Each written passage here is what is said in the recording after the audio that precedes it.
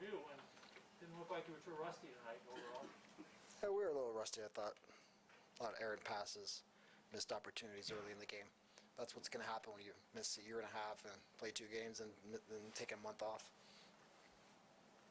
I know during the game you were up 3-0, and you told me you mentioned the game yesterday when Vancouver blew the 7-0 lead. Was that something you told the team as well at some point on the bench tonight? No, I didn't have the opportunity to remind them of that, but if, it was at halftime and we're up by a lot, of course I would have reminded them. But, 3-0 is, that's a common spread in lacrosse. It's not, overbearing that you can't make a comeback to. But, 7's a lot, right?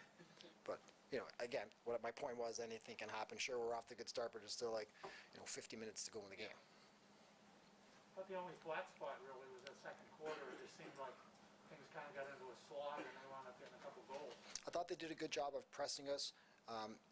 When we got the ball and they pressed at center and they got a few turnovers, and I thought that was a bit of a turning point in that quarter where they scored, I think, their second goal and even their third goal as well. So they did a good job of that, and we adjusted at halftime. Did you think Josh's shorthanded goal really gave you a boost when you might have needed one with the 5-minute penalty?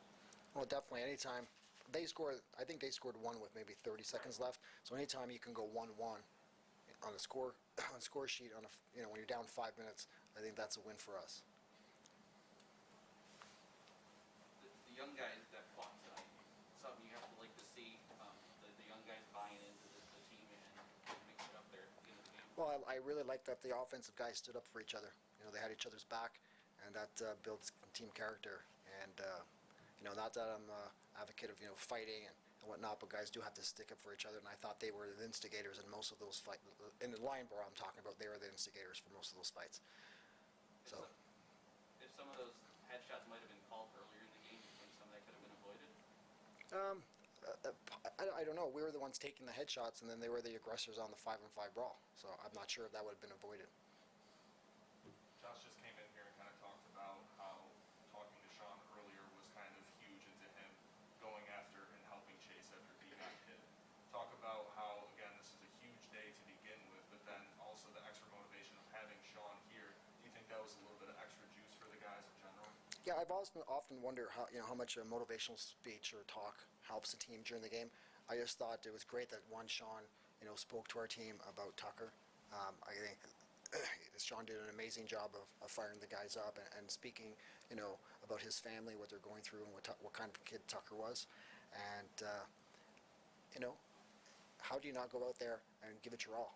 When, a kid like Tucker at 8 years old passes, and all these residential kids that got their lives taken away didn't have the opportunity to play a game or whatever they would love to do as an adult. And all these guys are doing exactly what they love, and how do you not go out there and play your hardest? So I definitely think that helped out. So For example, like Jordan, don't fight him. That number 26, he's a great fighter. We're okay turtling against him. But he didn't. He stood up for himself, and I thought he held his own. So 3-0, John, going in. Now you get the Meteor Schedule coming up with 10 straight weeks. Well, it's about time. We're looking forward to more games. Hopefully they happen and they're not postponed. I know you've got a lot of things to worry about as a coach, and every coach I talk to in town talks about COVID as an interruption. You've had a few now lately. What's it like from your vantage to deal with all this? Well, after the Rochester game, we had 3 weeks off. I gave the guys the first week off to play safe because of COVID. In retrospect, I wish we all got COVID and everybody was okay, and we all were okay after it. And then we would have been okay for, I think, 200 days. We wouldn't have to get tested. So it would have avoided all of this mess because we had literally 3 weeks to sit at home. But it's every team has this obstacle of we don't know who's going to play.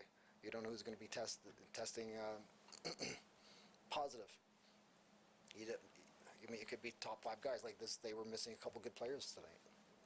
I'm not sure why they were missing, but I imagine most of it was COVID. And you can find out Friday night, Saturday morning before the game. Yes, exactly. You don't know. And it's hard to prepare for teams like, for example, tonight, we're preparing for Schreiber or Dawson, Manson, and all of a sudden we're playing against guys that we don't really know them very well. To mess up scouting too, it's like, Well, it definitely messes up your game plan defensively. Like, I thought Rogers had a really good game for them offensively. I mean, we didn't prepare for that. So we have to do, in-game adjustments. Good. We're all good? Thanks for coming, guys.